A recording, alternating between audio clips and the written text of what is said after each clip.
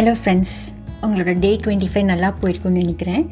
இன்றைக்கி நான் lunch and டின்னருக்கு நான் என்ன பண்ணேன் அப்படிங்கிறத உங்களுக்கு ஷேர் பண்ண போகிறேன். இது ரெண்டுமே ஹெல்த்தியான ஆப்ஷன்ஸ்.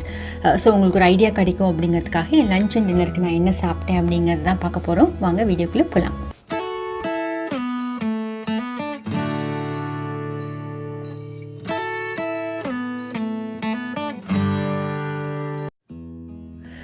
ஸோ லஞ்சுக்கு எக் பிளான்ட் கத்திரிக்காய் வச்சு ஒரு நல்ல ஸ்பைசியான நார்த் இந்தியன் ஸ்டைலில் கிரேவி பண்ணேன்.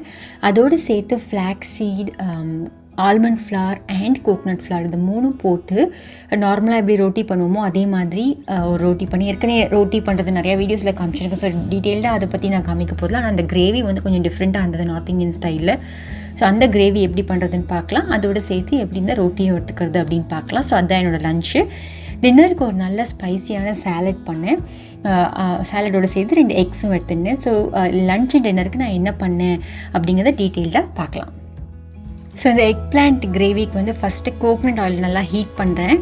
அதுக்கப்புறம் கடுகு தாளித்து கொட்டுறேன். கடுகு தெரிச்சதுக்கப்புறம் பூண்டு, கறி லீவ்ஸ், கருவேப்பிலை, க்ரீன் சில்லி, பச்சை மிளகாய் இது 3 அந்த எண்ணெயில் போட்டு நல்லா வதக்குறேன்னா, அதுக்கப்புறம் பூண்டு நல்லா வதங்கி முடிச்சதுக்கப்புறம் நான் ஆனியன்ஸ் கட் பண்ணி வச்சுருக்கிற ஆனியன்ஸை நான் இங்கே ஆட் பண்ணுறேன்.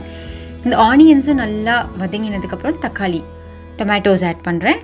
அந்த டொமேட்டோஸ் நல்லா முஷியாக நல்லா சாஃப்டாக வேகிற வரைக்கும் வெயிட் பண்ணுறேன்னா ஒரு பிளேட்டை போட்டு கவர் பண்ணி வைக்கிறேன். ஸ்பைசஸில் என்ன ஆட் பண்ணுறேன் அப்படின்னு பார்த்தீங்கன்னா, சில்லி பவுடர், மிளகாப்பொடி, டர்மரிக், மஞ்சப்பொடி, அப்புறம் கரம் மசாலா பவுடர் இது 3 தான் நான் ஸ்பைசஸில் ஆட் பண்ணுறேன்.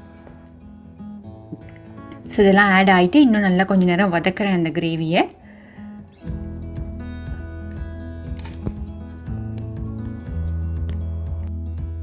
ஸோ அந்த தக்காளி வெங்காயமும் நல்லா ஒன்றா சேர்ந்து வதங்கி எண்ணெயெல்லாம் வெளியில் வர ஆரம்பித்ததுக்கப்புறம் ஊஸாக ஆரம்பித்ததுக்கப்புறம் நான் எக் பிளான்ட் குட்டி குட்டியாக நறுக்கி வச்சுருக்கிற கத்திரிக்காவை நான் ஆட் பண்ணுறேன். இந்த கத்திரிக்காவை கட் பண்ணும்போது தண்ணியில் கட் பண்ணி வச்சுக்கிறேன், ஏன்னா கருப்பாகாமல் இருக்கிறதுக்கு.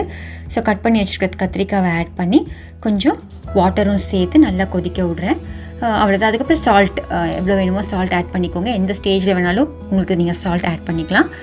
ஸோ நல்லா கொதிக்கிறதுக்கப்புறம் லாஸ்ட்டில் கொத்தமல்லி இருந்தால் ஃப்ரெஷ் கொத்தமல்லி நீங்கள் கட் பண்ணி போடலாம். எங்கிட்ட அப்போதைக்கு இல்லை, அதனால் கிரவுண்டட் பவுடர்ட் சிலாண்ட்ரோ ஆட் பண்ணுறேன். அப்புறம் லாஸ்ட்டாக கசூரி மேத்தி நல்லா க்ரஷ் பண்ணி ஆட் பண்ணுறேன். இது ரொம்ப சூப்பராக வந்தது. இந்த கிரேவி ரொம்ப ஸ்பைஸியாக, அதே சமயம் இந்த ரோட்டிக்கு தொட்டுக்கிறதுக்கு நல்ல சைட் டிஷ்ஷாக இருந்தது. இதை ட்ரை பண்ணி பார்த்துட்டு உங்களுக்கு பிடிச்சிருக்கா இல்லைன்னு எனக்கு சொல்லுங்கள். அப்புறம் இந்த ரோட்டி பண்ணுற ரெசிபி ஏற்கனவே நிறையா ஷேர் பண்ணியிருக்கேன். இது என்ன டிஃப்ரெண்ட்டாக பண்ணேன் அப்படின்னு பார்த்தீங்கன்னா, ஃப்ளாக்ஸ் சீட்ஸ் 1 கப் எடுத்துனேன். அதுக்கப்புறம் ஆல்மண்ட் ஃப்ளாரும் கோகனட் ஃப்ளாரும் ஈச் half கப். ஸோ மொத்தம் 2 cups, 1 cup flax seed, ½ cup coconut flour, ½ cup almond flour எடுத்துக்கிட்டேன். இந்த கோகனட் ஃப்ளாரில் பார்த்தீங்கன்னா கார்போஹைட்ரேட்ஸ் ரொம்ப ரொம்ப ரொம்ப கம்மி. அதனால் அது நல்ல ஸ்மெல்லும் கொடுக்கும். அண்ட் மோரோவர் கோகனட் நிறையா பெனிஃபிட்ஸ் இருக்குது, நம்ம ஏற்கனவே பார்த்துருக்கோம். ஸோ இந்த கோகனட் ஃப்ளோரும் ஆல்மண்ட் ஃப்ளோரும் நம்ம ஏற்கனவே நிறையா பெனிஃபிட்ஸை பற்றி பார்த்துருக்கோம். ப்ரோட்டீன்ஸ் நிறையா இருக்குது, கார்போஹைட்ரேட்ஸ் ஜாஸ்தி இல்லை அப்படின்னு பார்த்துருக்கோம். அண்ட் ஃப்ளாக்ஸ் சீட்லேயும் high fibre and omega 3 fatty acids இருக்குதுன்னு பார்த்துருக்கோம். ஸோ இது 3 நல்ல combination. So 1 cup flax seed எடுத்துக்கிட்டிங்கன்னா ½ cup almond flour, ½ cup coconut flour அந்த ரேஷியோவில் எடுத்துக்கோங்க. ஸோ இதெல்லாம் நான் எடுத்துகிட்டு நான் அதை நல்லா ஹாட் வாட்டர், நல்லா தண்ணி கொதிக்க இருக்கிற தண்ணியை அதில் மிக்ஸ் பண்ணி நல்லா டவ் கன்சிஸ்டன்சியில் நான் இங்கே பிசைஞ்சு வச்சுக்கிறேன். அதுக்கப்புறம் அந்த பால்ஸை உருட்டி வச்சுட்டு நார்மல் சப்பாத்தி நம்ம எப்படி போட்டு எடுப்போமோ அந்த மாதிரி எடுக்கிறேன். என்னென்னா இது ஹார்ட் சர்ஃபேஸில் இட முடியாது, அதனால் ஜிப்லாக் பேக்கில் அது மேலே இட்டு நார்மல் சப்பாத்தி எப்படி போட்டு எடுப்போமோ அதே மாதிரி போட்டு எடுக்கிறேன். இங்கே பார்த்தீங்கன்னா எவ்வளோ அழகாக இருக்குது பாருங்கள். இந்த flax seed, almond flour and coconut 3 ingredients போட்டு இந்த சப்பாத்தி சூப்பராக இருக்கும். நீங்கள் கில்ட் ஃப்ரீயாக 2-3 சப்பாத்தி கூட நீங்கள் சாப்பிட்லாம் இந்த கிரேவியோட. ரொம்ப நல்லா இருந்தது லஞ்சுக்கு. ஸோ அதான் நான் லஞ்சுக்கு சாப்பிட்டேன்.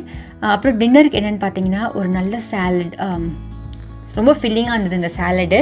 ஸோ சாலடில் என்னென்ன கட் பண்ணி வச்சுருக்கேன் அப்படின்னு பார்த்தீங்கன்னா, லெட்யூஸ், அதுக்கப்புறம் ஸ்பினச் கீரை, அப்புறம் பெல் பெப்பர், கேப்சிகம், குடமிளகா, அப்புறம் குக்யூம்பர், வெள்ளரிக்காய், அதுக்கப்புறம் டொமேட்டோஸ், தக்காளி, கொஞ்சம் ஆனியன்ஸ் இதெல்லாம் நான் கட் பண்ணி வச்சுருக்கேன்.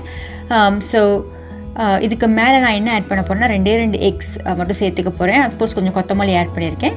ட்ரெஸ்ஸிங் என்னென்னு பார்த்தீங்கன்னா அவகேடோ ரேஞ்ச் ட்ரெஸ்ஸிங் ஆட் பண்ண போகிறேன்.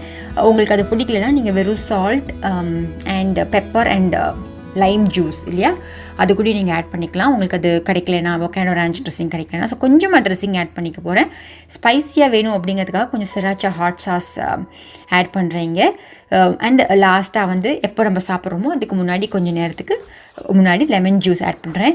ஸோ இந்த சாலடு நல்லா ஃபில்லிங் ஆனது. இந்த 2 எக்ஸ் வந்து ப்ரோட்டீன் அண்ட் ஃபேட், தேவையான ப்ரோட்டீன் அண்ட் ஃபேட் கொடுத்தது. மற்றபடி ஃபைபர் எல்லா வெஜிடபிள்ஸ்லேருந்து வந்தது. ஸோ இதை ட்ரை பண்ணி பாருங்கள். உங்கள் நைட்டுக்கு ஒரு லைட்டான டின்னராக இருக்கும். உங்களுக்கு கில்ட்டே இல்லாமல் நீங்கள் தூங்கலாம். அன்றைக்கி டேயில் வந்து நீங்கள் மார்னிங்கும் நல்ல ஆப்ஷன்ஸாக எடுத்துக்கிட்டீங்க, நைட்டும் நல்ல ஆப்ஷன்ஸ், நீங்கள் ஹெல்த்தியான ஆப்ஷன் சாப்பிட்டீங்கன்ட்டு உங்களுக்கு நிம்மதியாக நல்ல தூக்கம் வரும்.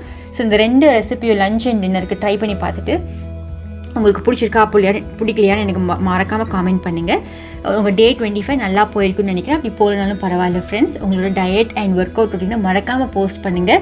இன்னும் 5 days தான் இருக்குது அந்த சேலஞ்ச் முடியறதுக்கு.